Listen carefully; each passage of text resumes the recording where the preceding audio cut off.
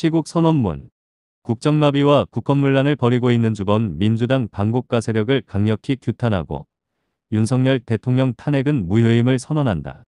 해병대 자유통일 추진본부는 대한민국이 거대 야당인 민주당의 입법 폭거와 위헌적 폐악질로 인하여 국정이 마비되어가는 상태에서 윤석열 대통령은 정상적인 국정 운영의 최후 수단으로 12.3 비상계엄을 선포하였다고 확신한다. 대통령의 비상계엄령은 법적 절차를 거쳐 적법하게 선포해서 해제까지 6시간의 세계사에서 가장 짧은 시간에 이루어졌다. 대통령의 비상계엄령 선포는 대통령 통치 수단으로서 고유의 권한이다. 이런데도 반국가 세력 이재명 민주당은 윤석열 대통령이 내란의 죄를 범했다고 뒤집어 씌우고 선전선동하여 국회에서 탄핵소추안을 국힘당 12명의 반역자와 한동훈이 협업하여 가결시켜 헌법재판소에 넘김으로써 대통령의 권한과 직무가 정지되고 국정은 마비되어 가고 있는 가운데 국가의 대혼란을 겪고 있다. 이재명 민주당은 윤석열 대령령이 12.3 비상계엄령 선포는 내란, 죄에 해당된다 하여 탄핵소추안을 국회에서 가결하였는데 이는 잘못된 억측이다.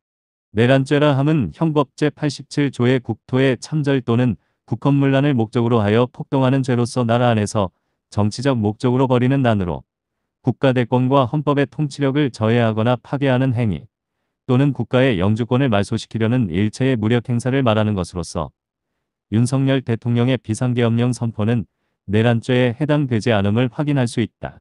윤석열 대통령은 대한민국 대통령으로 국군의 통수권자이며 행정수반인 통치자인데 무슨 또 다른 권력을 찬탈하려고 한단 말인가 상식 이하의 억측이다. 12.3 비상계엄령 선포는 내란이 아니라고 많은 헌법학자들의 공통된 주장이다. 12.3 비상계엄령이 내란죄에 해당되지 않으므로 윤석열 대통령에 대한 국회 탄핵소추 가결은 당연히 무효다. 헌법재판소는 심의 중인 윤석열 대통령 탄핵안을 기각 또는 각하시켜 헌법재판소에 살아있는 법집행을 국민 앞에 보여주길 기대한다. 윤석열 대통령에 대하여 내란죄를 범하였다고 선전선동하고 있는 이재명 민주당은 분명한 내란 죄를 범하고 있다. 이재명 반정부 세력 민주당은 2년 반 동안 대통령을 인정하지 않고 대선 불복을 하면서 대통령 퇴진 탄핵선동을 178회나 하여왔고 국정을 마비시키려는 의도로 수십 명의 정부 관료들의 탄핵 추진을 일삼아오면서 행안부 장관, 방통위 위원장을 탄핵하고 국방장관과 감사원장까지 탄핵을 추진하려 하고 있다. 또한 위헌적 특검 법안을 27번이나 발의하여 정치선동을 하며 헌정질서를 파괴하고 있다.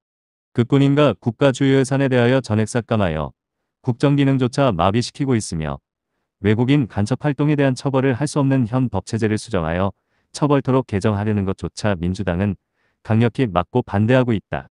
이들의 폐악질이 국정을 마비시키는 반역의 행위인 내란이다.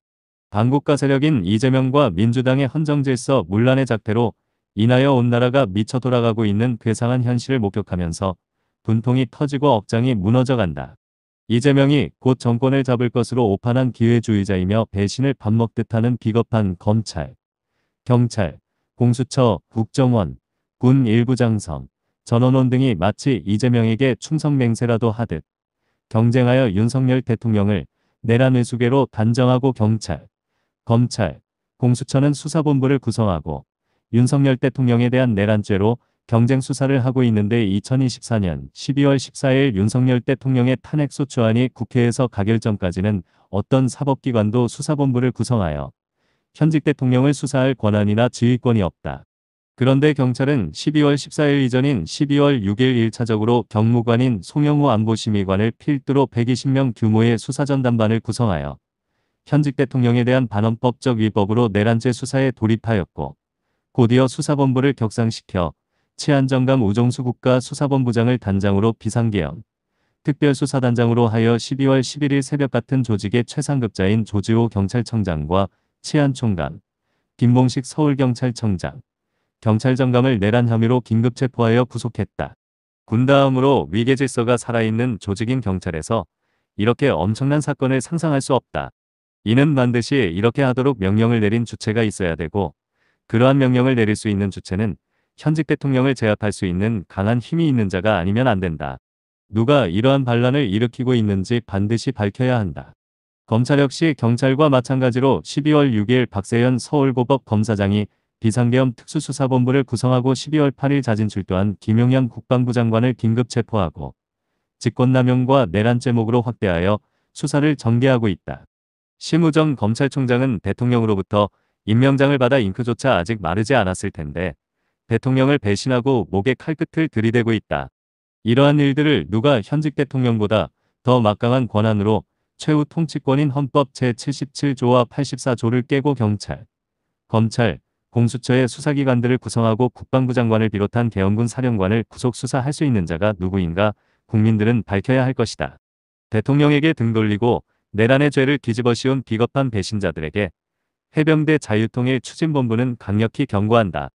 윤석열 대통령은 헌재에서 반드시 살아서 돌아와 대통령 권한을 행사하는 직무에 복귀할 것이고 이재명 반정부 세력에 충성 경쟁하던 배신자들은 내란을 동조한 부역자로 처단될 것임을 경고한다.